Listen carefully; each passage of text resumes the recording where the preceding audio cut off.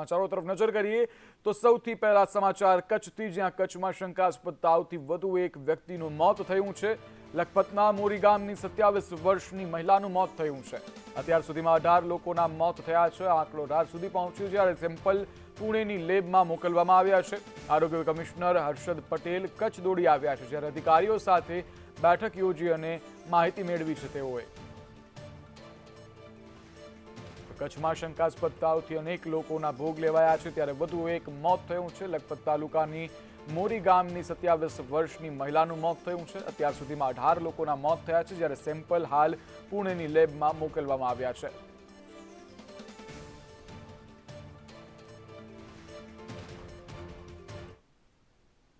દીવ ભાજપના પૂર્વ પ્રમુખને સસ્પેન્ડ કરવામાં આવ્યા છે. પૂર્વ પ્રમુખ બિપિન શાહને ભાજપે સસ્પેન્ડ કર્યા છે.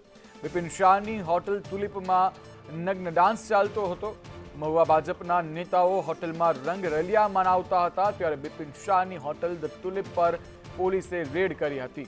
દીવ જિલ્લા બીજેપી દ્વારા પૂર્વ પ્રમુખ બિપિન શાહને હાલ સસ્પેન્ડ કરવામાં આવ્યા છે. કેન્દ્ર શાસિત પ્રદેશ દીવ ખાતે બીજેપી પૂર્વ પ્રમુખ બિપિન શાહની હોટલ ધ તુલિપ પર ગત તારીખ એટલે કે 6/9ના રોજ પોલીસ દ્વારા રેડ પાડવામાં આવી હતી, જેમાં મહુવા બીજેપીના નેતાઓ દ્વારા ડાન્સ પાર્ટી ચાલી રહી હતી અને મહિલાઓ સાથે રંગરેલિયા મનાવતા હતા તે ઝડપાયા હતા.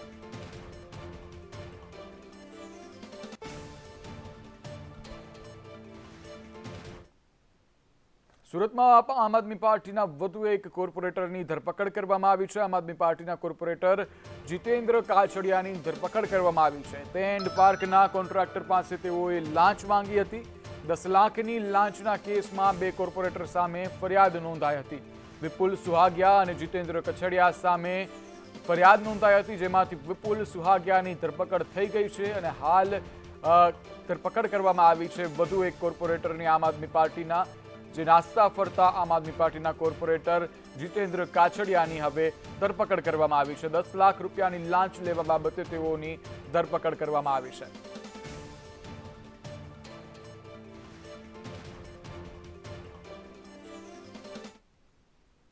વડોદરામાં દબાણોને લઈને ભાજપ પ્રમુખનું નિવેદન સામે આવ્યું છે. વિજય શાહનું નિવેદન આવ્યું. તેઓએ કહ્યું કે વડોદરાના તમામ દબાણો તોડી પડાશે. જેને લઈ આક્ષેપ થયા છે તે પણ દબાણ તોડી પડાશે. અગોરા મોલ અને સૈયાજી હોટલ તરફ ઇશારો કરવામાં આવ્યો છે. સાથે જ સરકાર તમામ ગેરકાયદે બાંધકામ તોડવા માટે કટિબદ્ધ હોય તેવું નિવેદન આપવામાં આવી રહ્યું છે.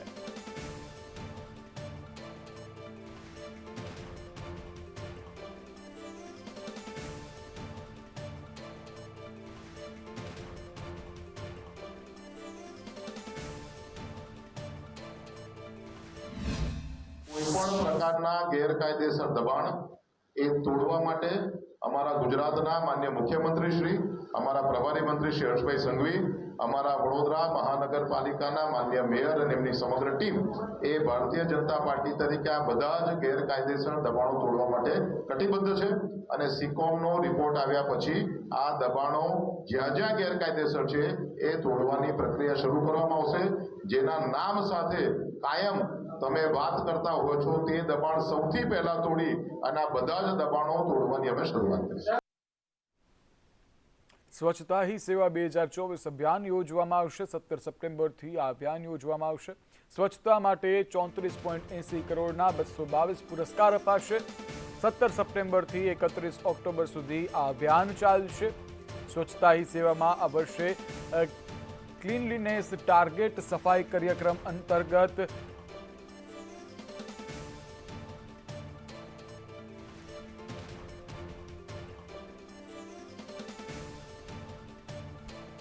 સપ્ટેમ્બરથી 31 ઓક્ટોબર સુધી આ કાર્યક્રમ યોજાશે, જેમાં સ્વચ્છતા હી સેવામાં આ વર્ષે ક્લીનલીનેસ ટાર્ગેટ છે.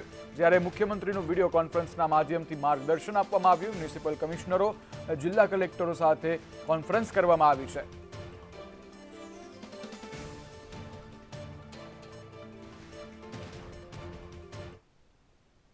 સીએમ ભૂપેન્દ્ર પટેલની સરકારને કાલે 3 વર્ષ પૂર્ણ થશે. 13 સપ્ટેમ્બર 2021ના રોજ મુખ્યમંત્રી પદના તેઓએ શપથ લીધા હતા.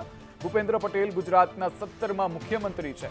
3 વર્ષના શાસનમાં અનેક મહત્વની સિદ્ધિઓ મેળવી છે તેઓએ. ત્યારે 2022માં ભાજપ ભૂપેન્દ્ર પટેલના નેતૃત્વમાં ચૂંટણી લડ્યું હતું. ભૂપેન્દ્ર પટેલ ગુજરાતના 17મા મુખ્યમંત્રી છે, ત્યારે સીએમ ભૂપેન્દ્ર પટેલની સરકારને આવતીકાલે 3 વર્ષ પૂર્ણ થશે। 3 વર્ષના શાસનમાં અનેક મહત્વની સિદ્ધિઓ મેળવવામાં આવી છે, ત્યારે 2022માં ભાજપ ભૂપેન્દ્ર પટેલના નેતૃત્વમાં ચૂંટણી લડ્યું હતું।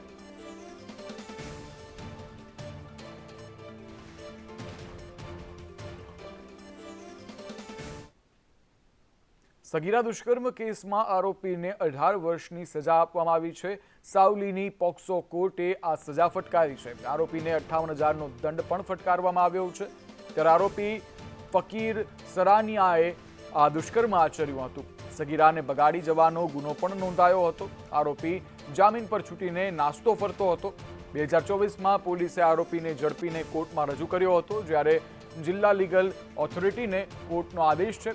પીડિતાને 4 લાખની સહાય ચૂકવવા માટે હુકમ કરવામાં આવ્યો છે।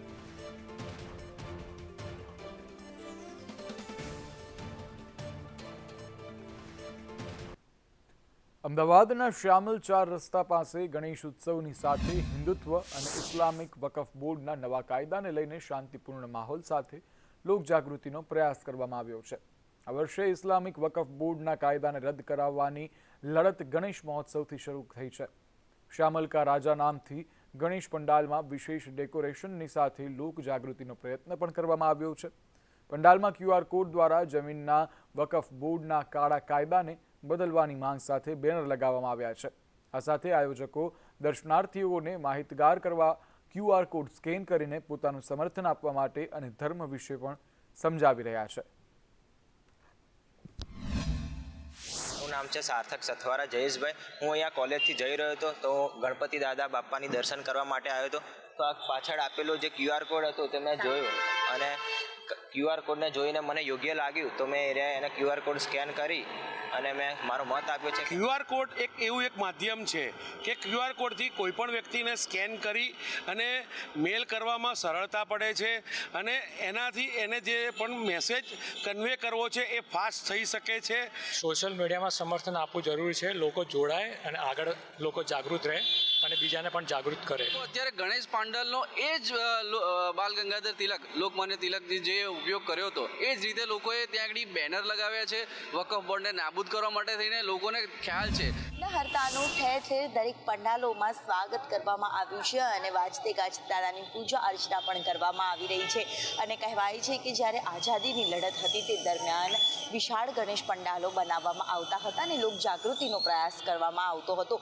જો કે કેટલાક સ્થળે તંગદિલી ભર્યું વાતાવરણ જોવા મળ્યું, જેને લઈને સુરક્ષા વ્યવસ્થામાં CCTV છે તે પણ લગાવી દેવામાં આવ્યા છે અને પોલીસ બંદોબસ્તની જે આવા પંડાલો હશે ત્યાં પણ સુરક્ષા વ્યવસ્થાની સાથે પોલીસે પેટ્રોલિંગ પણ અમદાવાદ શહેરમાં પણ વધારી દીધું છે। તે દરમિયાન અલગ અલગ પંડાલોમાં પણ CCTV છે તે લગાવી દેવામાં આવે છે। જ્યારે બીજી તરફ જે રાષ્ટ્રની જમીન હડપવાના ઇસ્લામિક કાયદા હેઠળ એવા વકફ એક્ટના કાળા કાયદાને સુધારો કરવા માટેની પણ એક મુહિમ છે। જ્યાં શ્યામલમાં ગણેશજીની સ્થાપના કરવામાં આવી છે તે પંડાલમાં પણ સોશિયલ મીડિયામાં આ એક QR કોડ સ્કેન કરીને આ લડતમાં જોડાવા માટેની અપીલ કરતો એક જાગૃતતા લાવવાનો પણ પ્રયાસ છે તે કરવામાં આવી રહ્યો છે। તે કેમેરામેન પુખરાજ શર્મા સાથે દિવ્યા ચૌહાણ, સંદેશ ન્યૂઝ, અમદાવાદ। ગણેશ વિસર્જનમાં પોલીસ કર્મીનું હાર્ટ એટેકથી નિધન થયું છે। ગોધરાની આ ઘટના છે, જ્યાં ગોધરામાં વિસર્જન યાત્રાના બંદોબસ્તમાં પોલીસ કર્મી હતા, ત્યારે ટ્રાફિક શાખામાં કામ કરતા ગણપત સોલંકીનું હાર્ટ એટેક આવતા નિધન થયું છે। વિસર્જન યાત્રા દરમિયાન છાતીમાં દુખાવો થયો હતો અને 108 મારફતે ગોધરા સિવિલમાં દાખલ કરાયા હતા। સારવાર મળે તે પહેલા જ તબીબોએ તેઓને મૃત જાહેર કર્યા છે।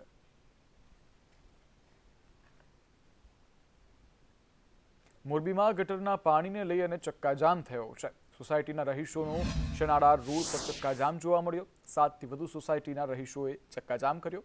ગટરના પાણીનો નિકાલ નહીં થતા આક્રોશ જોવા મળ્યો, જ્યારે સ્થાનિકોમાં રોગચાળો ફેલાવવાની દહેશત જોવા મળી રહી છે। મોરબીની આ ઘટના છે, જ્યાં ગટરના પાણી જે છે તે જોવા મળતા ચક્કાજામ કરવામાં આવ્યો છે। ગટરના પાણીનો નિકાલ નથી થયો, જેને લઈ અને બીમારીઓ પણ ફેલાઈ શકે છે। સ્થાનિકો પણ તેની જગ્યાએ સાચા છે, ત્યારે તંત્ર પાસે તેઓ હવે વિનંતી કરી ચૂક્યા છે કે આ કામગીરી કરવામાં આવે। તેમ છતાં તંત્ર કદાચ નિંદ્રાધીન અવસ્થામાં છે, જેના લઈ અને આ કામગીરી નથી કરવામાં આવી। પ્રાથમિક સુવિધાઓ તંત્ર દ્વારા લોકોને પૂરી નથી પાડવામાં આવી રહેલી, જેને લઈ અને લોકો હવે રોષે ભરાયા છે અને ચક્કાજામ કરવામાં આવ્યો। બાંધવાની 6 મહિનાથી એકને એક પોઝિશન છે કે મેન ગટર ભરેલી છે. મેન ગટર ક્યારે ખુલે ને ક્યારે અમારું આ સાફ થાય? મેન ગટરને હિસાબે અમે 6 મહિનાથી હેરાન છીએ. હજી કેટલું હેરાન થવું અમારે? આ અમારું અંકુર સોસાયટી આર્યનગર 4, અમારું મકાનનું નામ છે ઈશ્વર ને અમે તમે જોઈએ અમારા પીવાના પાણીમાં વાસ આવે છે. અમારા છોકરાઓ માંદા પડશે તો કોણ નગરપાલિકા વાળા આવશે?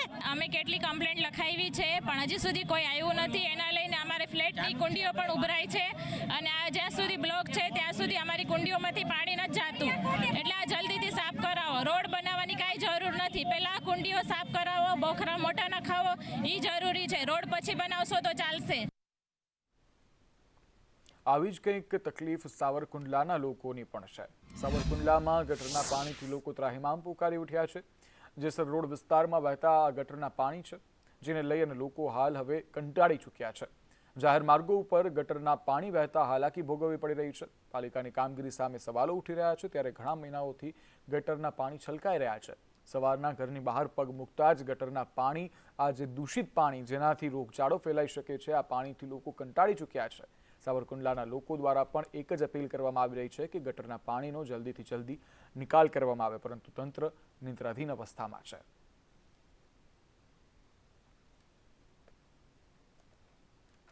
સાવરકુંડલામાં ન માત્ર એક જ વિસ્તારમાં પરંતુ ગટરના પાણીથી સમસ્યાથી લોકોમાં રોષ જોવા મળી રહ્યો છે. સાવરકુંડલામાં મંગલમ સોસાયટીના રસ્તા પર ગટરના પાણી જોવા મળી રહ્યા છે. જ્યારે ગટરના પાણી બોટલમાં ભરીને લોકો પાલિકાએ પહોંચી ચૂક્યા. સ્થાનિકોએ વોર્ડના સદસ્ય ઉપપ્રમુખનો ઉધડો લીધો છે. જ્યારે રોડ ઉપર ગટરના પાણીને લઈને લોકોને ભારે હાલાકી ભોગવવી પડી રહી છે. આ પાણી બોટલમાં ભરીને લઈ જવામાં આવ્યું છે. એ પાણી છે કે જે પાણી સાફ સફાઈ કર્યા વગર તમે તમારી સત્તા પર બેસ્યા છો અને ગાદી ગરમ કરો છો.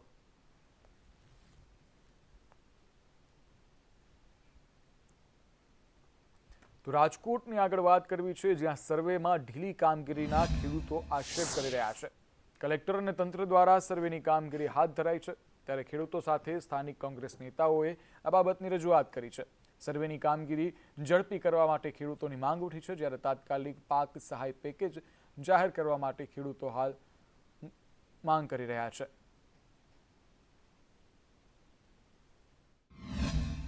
સુરેશભાઈ છે. સુરેશભાઈ, શું કહેશો? શું નારાજગી છે? આ સરકારે કાયમી ખેડૂતોની મસ્કરી કરી છે.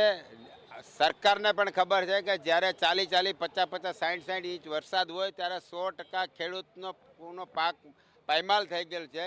ત્યારે ધીમી ગોકળ ગતિએ સર્વેની કામગીરી કરે છે. હવે 1-2 કર્મચારીને 10 ગામની સર્વે કરવાની કામગીરી આપે. એ સર્વેમાં હવે કાંઈ થાય એવું નથી દેખાતું. આ લોકોએ ખરેખર પેકેજ જાહેર કરી દેવું જોઈએ, ખાતા દીઠ કે એકર દીઠ જે કાંઈ આપે એવી રીતે. આવી રીતે સર્વે કરવા બેસીએ. મારા ગામમાં 500 ખાતા છે, હવે કેદી સર્વે કરી છે. મારા ગામમાં ખાસ કરીને કપાસ, એરંડા, તુવેર અને બકાલામાં બહુ નુકસાન થયેલું છે. અને જે સર્વેની જે કામગીરી ચાલે બહુ ધીમી ગતિએ ચાલે છે. મને નથી લાગતું કે મારા એક જ ગામમાં સર્વે કરતા 1 મહિનો થશે, કે મારા ગામમાં 300 થી 350 ખાતા છે. કેમેરામેન વિપુલ બોરીચા સાથે મયુર સોની, સંદેશ ન્યૂઝ, રાજકોટ. દક્ષિણ ગુજરાતમાં ભારે વરસાદે તારાજી સર્જી છે. શેરડી અને ડાંગરના પાકમાં વરસાદ બાદ વાતાવરણમાં બદલાવ થતાં ખેડૂતોની ચિંતા વધારી દીધી છે. તો કૃષિ વૈજ્ઞાનિકોએ ઓલપાડ પંથકમાં ડાંગરના પાકનું નિરીક્ષણ કર્યા બાદ મોટા નુકસાનીની ચિંતા વ્યક્ત કરી છે. ઓલપાડના કાંઠા વિસ્તારમાં 80% ડાંગર એટલે કે 50,000 એકરમાં ડાંગના પાકનું વાવેતર કરવામાં આવ્યું છે. ત્યારે કેટલાક વિસ્તારોમાં વર્ષો બાદ સુકારાનો રોગ જોવા મળતા નુકસાનીની ભીતિ સેવાઈ રહી છે. ત્યારે પાક બચાવવા ખેડૂતો ડ્રોન વડે 1 વીઘામાં 700 રૂપિયા ચૂકવી અને ડાંગર ખેતરોમાં દવાનો છંટકાવ કરાવી રહ્યા છે. કૃષિ વિજ્ઞાન કેન્દ્ર સુરત ખાતે કે જે નવસારી કૃષિ વિશ્વવિદ્યાલયમાં આવેલ છે, ત્યાં વડા તરીકે ફરજ બજાવું છું. મિત્રો, આમ તો આપ જાણો છો કે આપણા દક્ષિણ ગુજરાતનો મુખ્ય પાક ડાંગર છે અને ચોમાસામાં તો ખાસ તેમાં. તો આ વર્ષે જે છેલ્લા ઘણા દિવસોથી સતત વરસાદનું પ્રમાણ રહ્યું, એને કારણે પાનનો સુકારો કે પાનનો ઝાડ કહીએ અથવા એને અંગ્રેજીમાં બેક્ટેરિયલ લીફ બ્લાઇટ કહીએ છીએ. આમ તો સુરત જિલ્લાનો મુખ્ય પાક ડાંગર છે. ડાંગર જે પકાવતા ખેડૂતો છે દર વર્ષે ઓલપા તાલુકામાં રેકોર્ડ બ્રેક ડાંગર પાકે છે, પરંતુ ચાલુ વર્ષે જે ઓલપા તાલુકામાં 100% વરસાદ વરસ્યો જેને લઈને ખેતી જે ડાંગર કરતા ખેડૂતો હાલ ચિંતામાં છે.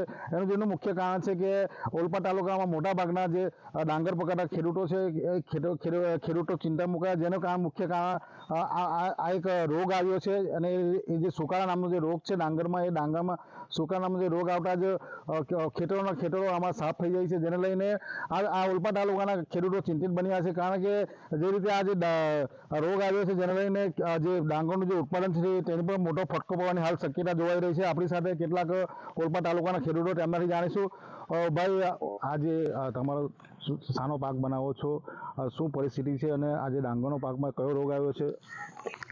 હું સોનલા ખારા ગામનો વતની છું, તેજસ પટેલ, અને અમે ડાંગરની ખેતી કરીએ છીએ. હવે આ ચાલુ વર્ષે અમારે ત્યાં અતિ વરસાદ પડ્યો છે, એના લીધે આ રોગચાળો ફેલાઈ રહ્યો છે. એમાં તો તમે જોયું કે જે રીતે ઓલપા તાલુકાના જે સોનલા ખારા જે ગામના જે ખેડૂતો હાલ ચિંતા મુકાયા છે. ખાસ કરીને સુરત જિલ્લાનો જે મુખ્ય પાક છે એ મુખ્ય પાક ડાંગર છે અને ડાંગરમાં જે રીતે રોગ આવ્યો છે, રોગને લઈને હાલ જે સમગ્ર દક્ષિણ ગુજરાતમાં રોગની શરૂઆત થઈ છે અને ખેડૂતો સુરત જિલ્લા સહિત ઓલપા તાલુકાના ખેડૂતો હાલ ચિંતામાં મુકાયા છે. નિલેશ પટેલ, સંદેશ ન્યૂઝ, સુરત. રાજકોટ જિલ્લામાં જૂન જુલાઈમાં વરસાદને કારણે ખેતીમાં નુકસાન થયું હતું, જેમાં જુલાઈ માસમાં પડેલા વરસાદનો સર્વે કરવામાં આવ્યો હતો. ત્યારે અગાઉની સહાય મળે તે પહેલા જ ઓગસ્ટમાં પડેલા વરસાદને કારણે ખેડૂતોને પુનઃ નુકસાની વેઠવાનો વારો આવ્યો છે. આ નુકસાનીમાં જસદણ પંથકમાં ખેડૂતોનો સર્વે ન કરવામાં આવતા ખેડૂતોમાં સર્વેની કામગીરી અંગે નારાજગી જોવા મળી રહી છે. રાજકોટ જિલ્લા પંચાયતના સદસ્ય મનસુખ સાકરિયાએ આ અંગે કૃષિ મંત્રીને પત્ર લખી અને નુકસાનીનો સર્વે કરી સહાય ચૂકવવા માટે રજૂઆત કરી છે. શાકભાજીના પાક સાવ ફેલ જ થઈ ગયા છે. વરસાદના હિસાબે શરૂઆત હજી થઈ હતી, ઉગીને હરખા થઈ રહ્યા અને થોડું ખારું થયું ત્યાં વરસાદ આવ્યો એટલે શાકભાજીના પાક, તુવેર બધું સાવ પૂરું થઈ ગયું છે. મોટા પ્રમાણમાં વરસાદ પડેલો છે. આ વરસાદના કારણે ભાડલા, સાણતલી, આટકોટ, વિરનગર, શિવરાજપુર અને વિછિયા પંથકના અંદર શાકભાજીના જે ખેડૂતો વાવે છે એમને મોટા પાયે નુકસાન ગયું છે. જેના કારણે મેં જિલ્લા ખેતીવાડી અધિકારીને જાણ કરતા એમને મને એવું કીધું કે ભાઈ આપણો વિસ્તાર છે એ અછતગ્રસ્ત જાહેર નથી થયો એટલે એનું કાંઈ સર્વે કરવાનો ન થાય. ખેડા જિલ્લા ભારતીય કિસાન સંઘની બેઠક યોજવામાં આવી. જિલ્લા વિકાસ અધિકારી સાથે બેઠક થઈ. જિલ્લામાં ખેતી પાકને થયેલા નુકસાન અંગે ચર્ચા કરવામાં આવી. ખેતરોની જમીનોના ધોવાણ મુદ્દે ચર્ચા કરવામાં આવી. જ્યારે ખેડા જિલ્લામાં તમાકુને પણ વ્યાપક પ્રમાણમાં નુકસાન થયું છે, ત્યારે તમાકુના ધોવાણનું પણ વળતર ચૂકવવા માટે હાલ માંગ કરવામાં આવી છે. અમે આ પાક નુકસાની બાબતે જિલ્લા વિકાસ અધિકારીને રજૂઆત કરી, પણ એક મહત્વનો પ્રશ્ન એ છે કે તમાકુના દરવાડિયા અને તમાકુ રોપેલી જે ખેડૂતોએ એ સદંતર ફેલ ગઈ છે. અને આ ખેડા આણંદ જિલ્લો એ ચરોતર પ્રદેશ કહેવાય છે, સોનેરી જેના તમાકુનો. તો સરકાર તમાકુના બીજ ઉપર પણ જીએસટી લેતી હોય તો અને ક્રોપ સર્વેમાં ગણવા વિનંતી અમારી. આગળ વાત કરવી છે ડાયમંડ સિટી સુરતની, જ્યાં સુરતમાં ચીટરોને પોલીસે પાઠ ભણાવ્યો છે. 3 ચીટરોનો હીરા બજારમાં વરઘોડો કાઢ્યો. 27.49 લાખના હીરા લઈને રફુચક્કર થઈ ગયા હતા. મૈદરપુરા હીરા બજારમાં ઓફિસ ખોલી અને છેતરપિંડી કરી હતી. જ્યારે ઠગો પહેલા હીરા વેપારીઓનો વિશ્વાસ કેળવતા 3 વખત રૂપિયા ચૂકવી બાદમાં રફુચક્કર થઈ ગયા હતા. હિતેશ, ઈશ્વર અને કમલેશ પુરોહિતની ધરપકડ કરવામાં આવી છે. આરોપીઓનો વેપારીઓની વચ્ચે વરઘોડો કાઢવામાં આવ્યો છે.